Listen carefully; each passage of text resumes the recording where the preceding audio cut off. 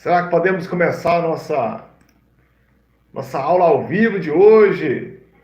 Em contenção durante a pandemia do coronavírus, aqui estamos nós tendo aulas online toda semana. Uma semana de hermenêutica, a outra semana de homilética. E estamos aí, né, pessoal? Já tem gente online aqui comigo dessa vez, tá bom. Ó, quem tá aqui? Maria Dorcelina, Sanderson, Ana Cristina. Vamos começar então, já esperando os demais ouvirem o nosso chamado. Às vezes o YouTube demora para informar que nós já estamos online, apesar que eu marquei errado hoje, né? Eu falei às 8 e acabei que eu era para 8h30, eu marquei às 8 lá no nosso grupo de alunos. Vocês estão me ouvindo bem? Como é que tá aí? Confirma aí se eu posso começar, se está ouvindo bem. Se tem que melhorar alguma coisa, como é que tá aí? Fala comigo aí no chat, como é que tá, pessoal?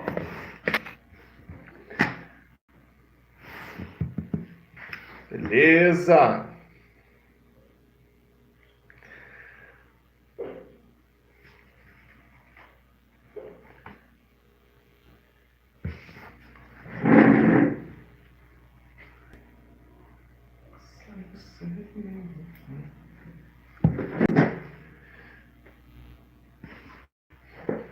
Pá, voltamos. Vamos começar então. Já essa semana, nosso tema é sobre homilética. E nós temos 4 tipos de pregação. Na verdade, tem mais que isso, porque muitas vezes o autor cria lá uma ferramenta nova ou um modo de expor a mensagem e acaba chamando isso, criando essa nova forma de criação de mensagem, tá? Mas eu prefiro utilizar o número canônico, que já é estabelecido em vários comentários bíblicos, que são as 4 pregações, que é a biográfica, expositiva, temática e textual. Hoje, como eu deixei no título, será a temática e a textual. Lembrando um pouco das aulas anteriores, o que é importante para a gente agora é lembrar que a pregação precisa ser, acima de qualquer coisa, a expressão da vida comum de todos vocês. Vida comum do cristão. Eu sou um cristão que tem vida com Deus, que ora, que lê a Bíblia, que é um obreiro na casa do Senhor, uma obreira com muito carinho, que faz com amor, que ama o Evangelho de Deus. Sim. Então, quando eu vou pregar para alguém, acaba que a minha pregação ela é apenas a expressão desse ministério, ou seja, eu vivo com Deus, eu tenho experiências com Deus. Então, quando eu vou pregar, eu simplesmente vou falar daquilo que eu prego, daquilo que eu vivo. A comparação é um pouco exagerada e até imprecisa, mas vamos pensar em uma profissão. Alguém que é mecânico de automóveis e ele precisa falar sobre conserto de automóveis. Pessoal, essa pessoa não tem que parar, estudar uma semana, se concentrar, porque afinal de contas é a vida dela. A pessoa faz isso. Eu chamo aqui uma professora de crianças para falar sobre convívio com crianças em sala de aula. Essa professora não tem que estudar a semana inteira, se preparar, entrar em concentração, respirar fundo, vestir a melhor roupa, porque ela tem que vir aqui e falar daquilo que ela vive todos os dias. O pregador, para mim, é a mesma coisa. Nesse sentido, eu tenho vida com Deus, eu oro, eu jejuo, eu passo por dificuldades, não me desvio, eu medito sempre na palavra de Deus, sempre olhando para as Escrituras. Então, em um dado momento, eu tenho que falar de Deus para as outras pessoas, então fica muito fácil, eu simplesmente começo a falar de Deus para as outras pessoas. É aquilo que eu vivo. Então, pregação é isso. Pregação não é falar firme, gritado. Pregação não é simplesmente saber impor a voz com o microfone ou nesse microfone para algumas pessoas. Pregação não é ser engraçado, não é nada disso. Pregação é simplesmente levar a palavra de Deus até as pessoas. Qual palavra de Deus? A Bíblia, não existe outra. Então, qualquer pessoa que se propõe a divulgar, a falar da palavra de Deus, do Evangelho da Salvação, para os demais, e ele fala daquilo que vive, ela fala do que vive, então eu já tenho alguém muito importante e extremamente qualificado. Por quê? Porque fala aquilo que vive, aquilo que pratica todos os dias. Então esse é um ponto que a gente não pode esquecer. Agora, tem algumas técnicas e alguns padrões. Em aulas anteriores, eu já tinha falado para vocês de alguns erros que pregadores cometem, de não seguir o tema, não preparar um esboço, gastar muito tempo na introdução, demonstrar sinais de ansiedade, por exemplo, esfregar muito as mãos, folhear muito a Bíblia, ficar se coçando, suando, limpando o suor o tempo todo. Apesar que essa questão do suor, a pessoa está gordinha, está num ambiente quente, então nessa hora não tem jeito, transpira mesmo. Mas é que é importante, se puder evitar, é bom, tá? Porque quando você está inseguro, isso pode deixar a minha pregação um tanto quanto prejudicada por causa disso, tá? E eu não posso, e aqui é uma advertência antes de começar, deixar com que eu não posso deixar com que a técnica seja superior à presença de Deus e à vida com Deus. Não adianta eu ter aqui uma técnica impecável e eu não tenho vida com Deus. Eu tenho uma técnica extremamente precisa de pregação, mas eu sou um pregador que não tem vivência com o Evangelho. Então eu sou extremamente teórico e eu não tenho condições de demonstrar de coração a palavra de Deus. Então, para mim, isso é muito importante. O ministério da pregação é, sim, a grande chave para a conversão, para a salvação de muitas pessoas. Vamos lembrar que Jesus pregava, os apóstolos pregavam, os profetas, lá no Antigo Testamento, eles ensinavam a palavra de Deus. Então eu tenho todo mundo, assim, vou chamar de arcabouço teológico, de pessoas usando a palavra, os argumentos, para então poder ensinar para os demais. Tá? Então fica aí para a gente começar a aula, já essa advertência nesse momento. É assim que eu preciso começar. Ok? Antes de entrar no tema, vamos dar um alô pro pessoal que já entrou aqui. Aí, de repente, alguém que está atrasado,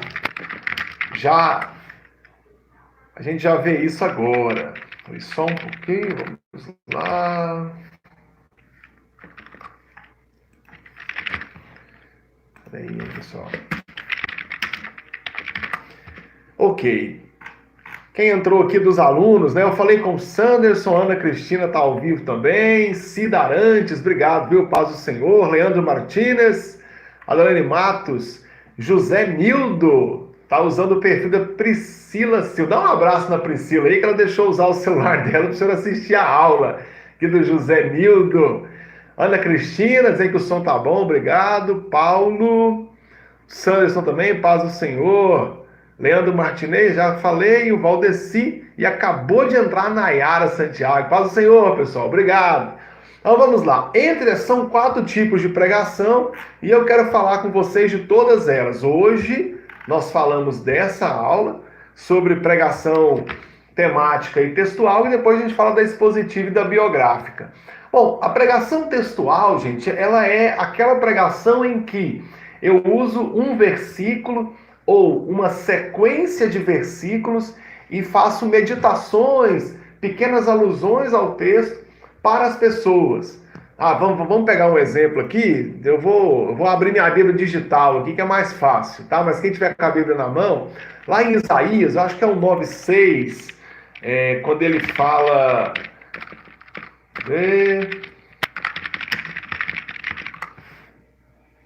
É Isaías 9:6. Abra a Bíblia aí, pessoal. Isaías 9:6. Isaías vai falando sobre Jesus, e aí eu vou ler na NVI, ele diz: porque um menino nos nasceu, um filho nos foi dado, e o governo está sobre os seus ombros, e ele será chamado Maravilhoso Conselheiro, Deus Poderoso, Pai Eterno, Príncipe da Paz. Uma pregação textual é aquela em que eu vou usar o versículo como base, como esboço. E então eu vou pegar o conhecimento do versículo e traduzir para as pessoas. É só isso, gente. É o sermão mais fácil de fazer. Eu lembro quando de uma pergunta. Eu tinha um grupo de WhatsApp do canal Café e Teologia, mas eu criei um Apoia-se e agora o grupo é só para quem faz parte do Apoia-se, tá? Depois vocês podem ver nos comentários aí quem é que faz parte do Apoia-se, você pode fazer também. Então a pessoa me disse assim, olha, a minha igreja não permite utilizar esboço. Como é que eu posso pregar sem esboço? Me dá uma dica aí. E a minha dica foi justamente usar a pregação textual. Eu leio o versículo, ou os versículos, capítulo inteiro, que você achar melhor. Estuda aquele capítulo e faz o versículo de base para desenvolver a pregação. Isso é pregação textual, em que eu uso o texto. Semana que vem, daqui 15 dias, nossa próxima aula, eu vou falar sobre a pregação expositiva. Na expositiva é um pouco mais complicado, porque eu vou falar sobre o autor, sobre as condições que o texto foi escrito, público-alvo, objetivo, e então demonstrar qual foi a intenção do autor original ao escrever o texto, qual o objetivo dele, e a partir dali eu faço a pregação. Então é um pouco mais complicado. Aqui na textual não, eu simplesmente pego o versículo e faço com que esse seja o meu esboço. Se eu olhar para o versículo de Isaías, eu vou entregar aqui, eu vou começar porque nasceu um menino. Então aqui o primeiro tópico, Isaías está lembrando que vai nascer uma criança, que é uma promessa. Tá? A promessa para Israel é que essa criança seja nascida e um filho nos foi dado. Por que não foi dado a nós? Porque Jesus, que é essa criança, ela é um presente de Deus para a humanidade. Um filho, ele é um presente para a família, para os pais, para os avós, ele é um presente para a família. Aqui Isaías está dizendo que o filho que vai nascer, esse menino, ele é um presente para nós, ele é um presente para a humanidade. Do mesmo jeito que uma família fica feliz quando espera um filho, agora eu tenho uma nação inteira, eu tenho toda a humanidade recebendo de presente uma criança. Então tá aí o meu segundo tópico da minha pregação textual. Depois, vírgula, e o Isaías diz, e o governo está sobre os seus ombros. Aqui só diz que, apesar de ser um menino, ele é um menino especial, porque ele é um presente para toda a humanidade e não só para a família dele. E ele tem nas mãos ou nos ombros, ombro lembra um pouco a autoridade. Na coroação do rei, eu dou para ele uma coroa, um cedro e um manto. Esse manto de autoridade, essa expressão da autoridade do rei numa roupa. E esse menino, ele governa, o governo está sobre ele. Então, primeiro ponto, nasceu o menino, é a promessa de um nascimento. Segundo ponto, que foi dado à humanidade, que não é apenas uma criança qualquer e não é um presente para uma família, para uma única família em especial. É para todas as famílias. E esse menino, ele tem todo o governo nas mãos. Então ele é uma criança mais que especial. Ele é governador, ele é governante. De quem? Daqueles que o esperam. Estão anotando aí, pessoal? De repente, domingo, vocês já pregam o que eu estou falando para vocês aqui. Hein? Toma nota, domingo prega. Se vocês ganharem alguma oferta aí, divide comigo, porque o esboço é meu. Tá? Nota 10 para todo mundo aí que estiver prestando atenção nessa aula, porque eu vou cobrar isso na prova. Quem é membro do canal Café e Teologia está assistindo, ganhou uma pregação de bônus. Volta lá. E aí, ponto, próxima frase, Isaías 9,6, para quem chegou agora. E ele será chamado. Aqui vamos lembrar de uma coisa. Nós no Brasil hoje, nossa cultura atual, a gente escolhe o nome das pessoas, o nome dos nossos filhos, muitas vezes por afinidade com o nome, por alguma história. Já vi muitos casos assim, o bombeiro ajuda no parto, aí a mãe pergunta o nome do bombeiro, vai lá e coloca o nome do menino. Ano de Copa do Mundo que aparece de criança com o nome de jogador. Muitas vezes respeita a fluência, um nome que casa, que fica bonito falar junto com o sobrenome. Quem tem seu nome esquisito, eles não têm um nome que combina com o sobrenome. Eu era criança, eu lembro eu vi duas pessoas conversando no trabalho, eu era adolescente, o sobrenome da mulher era Gobi. Gobi, não sei dizer com eu ou com I, mas era Gobi. E aí ela disse que o único nome que ela conseguia pensar para colocar no filho dela era Guilherme, porque Guilherme combina com Gobi. Eu queria o nome Guilherme Gobi.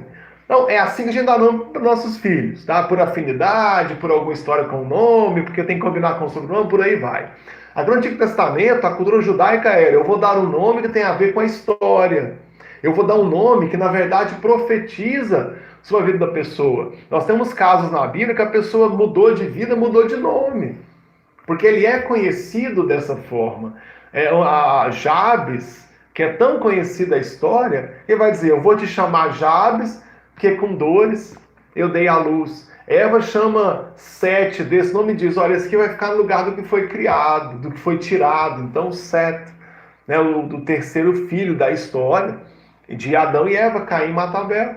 E aí Sete assume a linhagem que deveria ser de Abel, que foi morto o seu irmão. E agora o versículo Isaías 9,6 vai dizer o quê? E ele será chamado, ou seja, quais características, quais profecias, quais são as vantagens desse nome? Ele é o quê? Alguém conselheiro. Ele é o melhor de todos os conselheiros. Aqui tem uma briga, né? Que ele é maravilhoso, vírgula, conselheiro. Gente, olha na sua Bíblia aí, não tem essa separação. Algumas Bíblias até trazem o conselheiro na frente. Jesus é um conselheiro maravilhoso. Tá? Ele é alguém que tem sabedoria, que pode dar conselhos, que nos ensina. Isso é ser um conselheiro maravilhoso, alguém que eu posso colocar nele as minhas ansiedades, os nossos medos. Esse é Jesus. Vamos lembrar de outra coisa. Nós pedimos conselhos para os mais velhos, porque eles têm sabedoria. E aqui Isaías está falando de um menino, mas que ele é sábio. E ele não é só sábio, ele é um maravilhoso conselheiro, ele é um conselheiro maravilhoso, é alguém que pode nos ensinar. Deus poderoso, ele é Deus. Olha bem para isso. Ele é Deus. Tá? Então ele é o Deus poderoso, que tem todo o poder na terra. Vamos lembrar da onipotência de Deus, ok? Pai eterno ou Pai da eternidade, ou seja, é aquele que não é preso a essa vida, ele é superior a ela, porque ele é dono e é mantenedor da vida. Então, se eu quero ter a vida eterna, o caminho é Jesus, porque ele é o Pai eterno, porque o nome dele é Pai da eternidade, em algumas traduções clássicas. E o último ponto desse versículo ele é o príncipe da paz. Um rei é aquele que declara guerra contra outro povo, ou é aquele que vai lá e anuncia e faz um acordo de paz e termina a guerra. Jesus é aquele que tem nas mãos todo o governo, o versículo fala isso. Ele é aquele que tem bons conselhos, é alguém que nos ensina, portanto, ele é o conselheiro maravilhoso, ele é o Deus poderoso, ele é o onipotente, ele é o Pai da eternidade, ele é o dono e autor da vida, é aquele que nos dará a vida eterna. E, enquanto reis declaram guerra e chamam os exércitos para a batalha, Jesus é o príncipe da paz, é aquele que nos traz paz para o seu reino. Vamos lembrar que paz também fala de justiça. Então, paz não é simplesmente a ausência de guerra. Paz é a presença da justiça. E aqui está Jesus. Então, essa é a pregação.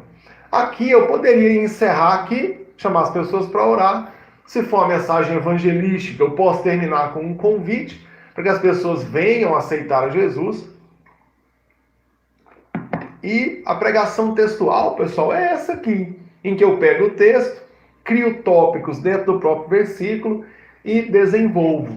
Essa é a pregação textual. Para vocês que são pregadores estagiários, vamos falar assim, que são novos, eu sugiro que façam sempre essa pregação textual. Vocês podem ver que eu falei algumas coisas aqui só olhando para o versículo. Eu já estudei antes da aula, por isso que eu estava afiado desse jeito, falando um monte de coisas, mas é o que vocês podem fazer.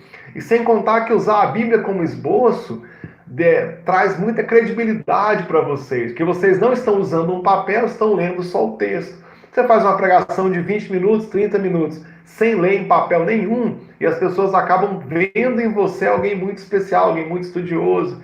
E, na verdade, você apenas usou a Bíblia como esboço. Então não precisa de um papel à parte. Ok, pessoal? Tem alguma pergunta sobre a pregação textual? Coloca aí o comentário que eu vou ler agora. E aí eu falo sobre a pregação temática e a nossa aula está finalizada. Deixa os comentários aí, as perguntas para vocês, para que eu possa responder agora, tá? Tem mais gente online, Arilma, Faustino, Paulo César, Deus abençoe vocês.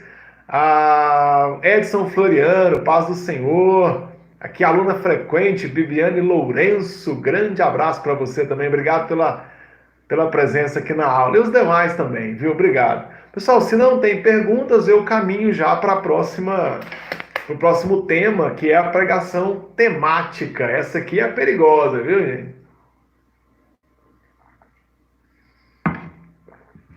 Não, posso continuar? Vocês estão me ouvindo? Responde aí, gente. Senão ninguém está curtindo o vídeo, olha só, vou tirar meio ponto de todo mundo que é meu aluno e não está curtindo o vídeo.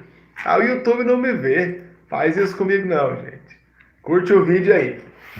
Bom, vamos lá. Segunda parte, então, é a pregação temática. A pregação textual é aquela que utiliza o versículo ou o capítulo, a sequência de versículos pode ser também, como base para a pregação. Na pregação temática, é um pouco diferente. Eu preciso fazer com que eu preciso expor um tema e que nem sempre eu vou encontrar dentro de um mesmo versículo, dentro de um mesmo capítulo. E então eu preciso criar um tema e desenvolver os tópicos para colaborar com o meu tema. Vamos pensar num exemplo, tá? Em que eu preciso de uma pregação para chamar a atenção dos jovens. Olha, eu pegando no pé dos jovens aqui, né? Mas eu estou pegando no pé dos jovens para falar que uma pregação para poder falar que os jovens precisam ser mais trabalhar mais nas coisas da igreja. De repente, jovem quer trabalhar só nas coisas dos jovens, mas não vem ajudar numa reunião de mulheres, não ajuda na escola dominical e por aí vai. Então,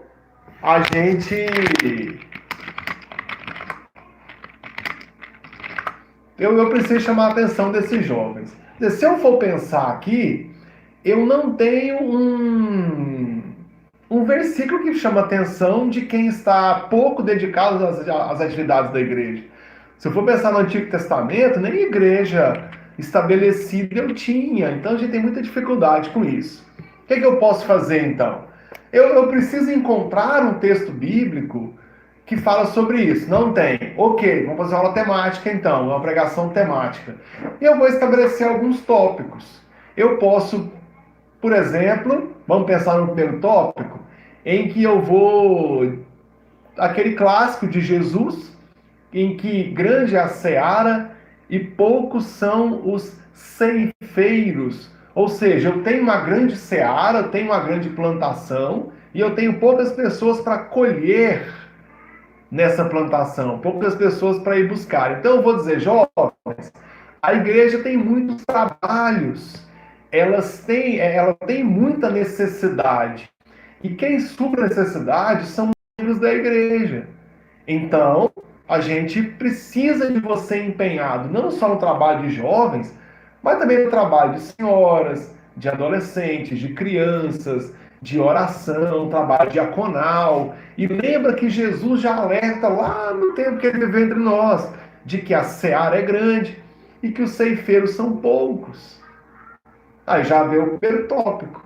É uma pregação temática. Qual que é o tema? Eu preciso chamar a atenção dos jovens para serem mais assíduos na igreja em relação a não trabalhar apenas com os jovens. Vamos pensar, se vocês pensarem algum tópico aí, coloca no comentário que a gente acrescenta aqui, ou eu avalio se dá para acrescentar. Então, vamos pensar outra coisa que a gente pode acrescentar aqui para buscar. Salmo 1, Buscar primeiro o reino de Deus e o salmo primeiro não.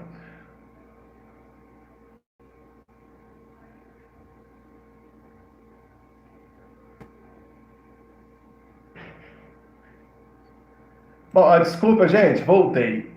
É, Vamos lá. Eu preciso de buscar um segundo tópico. Não tem um versículo que fala para a gente buscar primeiro o reino de Deus e a sua justiça e todas as suas coisas vos serão acrescentadas? Você pode dizer isso, que é preciso que os jovens busquem as coisas de Deus. E a igreja, ela tem um trabalho para muitas pessoas, ela recebe muitas pessoas diferentes, nós cuidamos dessas pessoas. Então, quando eu cuido da igreja local, eu também estou cuidando da obra de Deus, que afinal de contas nós cuidamos das demais pessoas assim. Então, criei o segundo tópico, dizendo: olha, a Bíblia me chama para cuidar do reino de Deus. Então é importante que vocês trabalhem e cuidem assim do reino de Deus. Consegue pensar em outro tópico aí? Vamos fazer uma aula à la carte aqui. Pregação temática. Temática. Quando eu me dedico à obra de Deus, Deus me recompensa. Deus me abençoa. Então eu preciso, tá? Então eu preciso, acima de qualquer coisa, buscar o reconhecimento de Deus. E eu só vou buscar o reconhecimento de Deus quando eu trabalho na obra de Deus, quando eu dou para Deus o melhor. A gente pode criar um terceiro tópico pensando que eu preciso de buscar a minha. Me perdi aqui. Vamos lá, vamos de novo. Eu preciso criar outro tópico chamando a atenção das pessoas de que aquelas pessoas mais velhas que se converteram depois de adultas, todas elas falam que se convertessem, pudessem voltar no tempo, teria convertido antes para servir a Deus antes. Então eu posso convidar o testemunho dessas pessoas e acrescentar na minha pregação. E eu dizer: olha, você que é jovem e não está trabalhando para Deus tão ativamente, olha para as pessoas que se converteram depois de velhas e que elas lamentam não poder dar a juventude o trabalho dela para Deus. Então vocês agora têm essa oportunidade de chegar no fim da vida de vocês e dizer: eu tenho orgulho do tempo que eu era adolescente, que eu era jovem e que eu trabalhei para a obra de Deus, em que eu formei discípulos para o Senhor, que eu fiz obras práticas como lavar a igreja, pintar a igreja, em que eu fiz obras mais espirituais, que eu preguei, que eu aconselhei, que eu ajudei as pessoas. Olha o tanto que é importante isso. E aí a gente chama a atenção dos jovens para que então sejam mais ativos na igreja. Daí criei alguns tópicos. O problema da pregação temática é quando muitas vezes os tópicos não estão muito bem amarrados, não estão atrelados, não estão focados com o objetivo do tema. Em que a pessoa começa a desenvolver o tema ali, mas não está indo para lugar nenhum. Essa é uma questão. Uma preocupação muito grande, e eu raramente uso pregação temática, tá? Eu raramente faço, porque eu tenho muito medo de interpretar um versículo isolado e interpretar de forma incorreta, interpretar de qualquer jeito. Vou dar aqui um exemplo para vocês, tá? Eu citei no meu primeiro tópico o grande é a seara e poucos são os ceifeiros. Eu fiz a contextualização, conheço o versículo, sei que Jesus fala de missões, sei que Jesus fala sobre as pessoas que trabalham para a obra dele. Então eu fui lá e usei o versículo. Só que muitas vezes a pessoa lê um versículo, acha ele bonito, ou acha que ele combina e usa ele na pregação. Só que quando eu vou ler o contexto daquele versículo, em que ele foi utilizado, o versículo antes e o depois, e ele acaba que ele usou o versículo errado. Que apesar daquela frase isolada ser boa, quando eu olho para o contexto, ela não tem nada a ver, não é isso que está falando. Eu pego muito no pé daqueles pais que batem o filho, bate com vara, e fala que Provérbios manda não afastar a vara do filho. Então eu bato no meu filho com a vara, não é de chinelo nem de cinta, é com vara, porque Salomão manda bater com a vara e por aí vai. Tá bom. Lá no Salmo 23, em que a vara e o cajado do Senhor te consola, posso te bater de vara? Deus pode pegar a vara dele e bater em você? Se pode, ele não faz, porque Deus não nos castiga de vara. Por que, que a vara do Salmo 23 não serve para Deus bater em você? E por que, que a vara de Provérbios serve para você bater no seu filho? Me explica, me conta essa história. Então a pessoa acaba contextualizando errado. Então, quando vocês forem fazer pregação temática, tenha muito cuidado na hora de escolher o versículo que fundamenta a sua pregação, porque você acaba explorando incorretamente um texto bíblico e você cai na mão de alguém que conhece, vai dizer que sua pregação está errada, que você não estudou, que não se preparou. Então, fique de olho, muito de olho, na hora de separar os versículos, ok? Então vamos começar. Você cria os tópicos, já que não tem um versículo, um capítulo inteiro da Bíblia que fala isso, você cria os tópicos, depois você desenvolve eles separando os versículos e muito cuidado para não interpretar o versículo errado, para não fazer uma aplicação errada do versículo. Ah, pastor Ricardo, mas isso dá trabalho. Sim, dá trabalho. Você vai ter que achar um tempo, sentar, estudar, praticar, para então você conseguir fazer uma pregação bem feita. Senão, não faça. Senão, faz a pregação textual, que é mais fácil. Ah, eu faço o que Deus me chama. Ah, eu faço o que Deus me manda fazer. Gente, para que vocês estão estudando teologia se vocês não querem estudar? Vocês querem só ficar tendo revelação. E nós temos que parar com essa dicotomia de achar que existe a teoria do que é estudar a Bíblia e existe o que é a revelação de Deus, tentar separar as duas coisas. Quem está falando isso está dizendo que a Bíblia não é a voz de Deus, porque tem quem lê a Bíblia e tem quem ouve a voz de Deus. E vamos pensar outra coisa. Se a Bíblia é a palavra de Deus, qual que é o problema de ler, estudar e aplicar a Bíblia? Se tiver errado, então a Bíblia não é mais a palavra de Deus. E eu vou ficar buscando revelação individual. E aí eu faço um desafio para vocês, né? Se vocês conseguem me dizer quem é a pessoa que ouviu uma pregação de alguém que buscou só na Bíblia os argumentos e pregou, e qual é a autoridade dessa pregação, e aquela pessoa que prega só o que pensa, prega só de boca, e começa a fazer profecia, e quantas vezes prega errado, fala errado, e tudo isso acontece.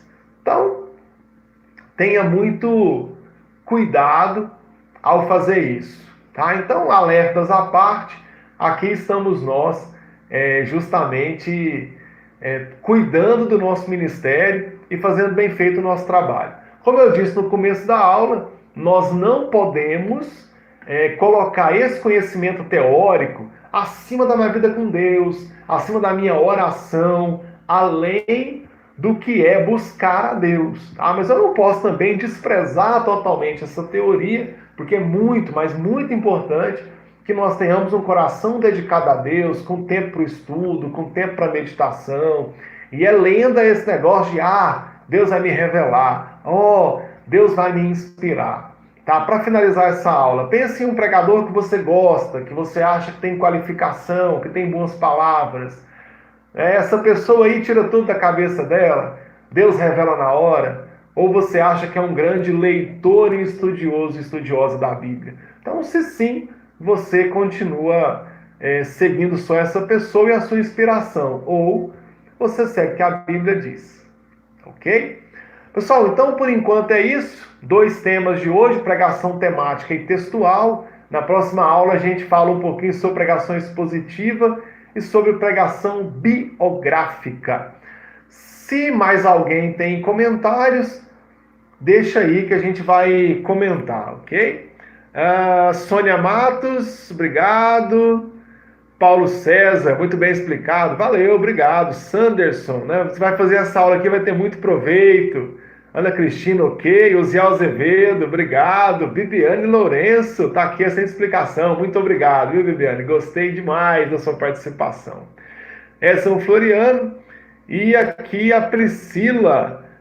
Quando ganhamos a oportunidade de salvação, como devemos falar? Né? Oportunidade de saudação, como é que eu faço? Pessoal, para quem está assistindo essa live e não é da Assembleia de Deus, a saudação é aquela pequena mensagem durante o culto, não é a pregação principal, mas é uma oportunidade ali para 3, 5 minutos para você fazer uma pregação. Gente, o que você deve fazer? Primeira coisa, não extrapole o seu tempo, tá? Fale pouco.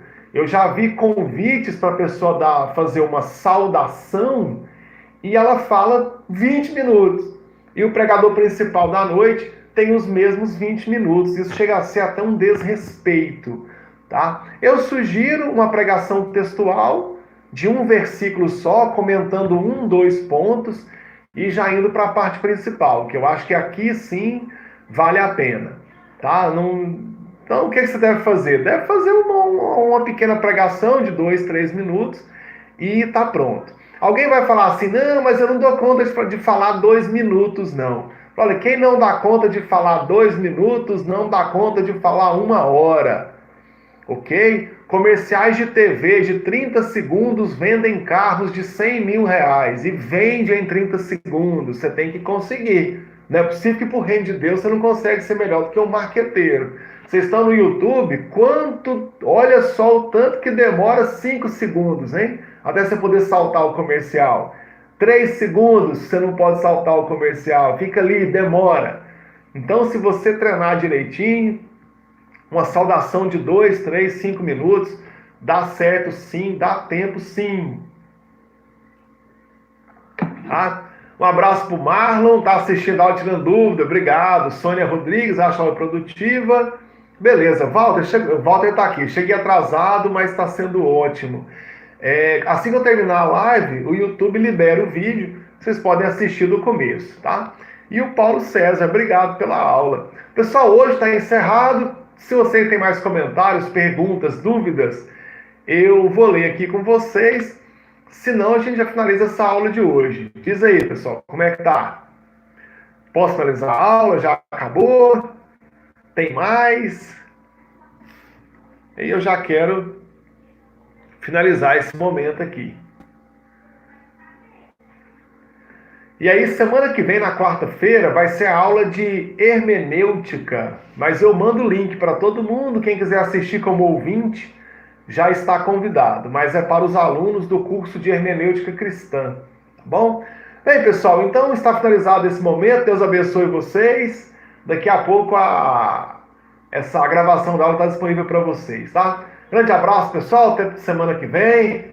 Paz do Senhor para vocês.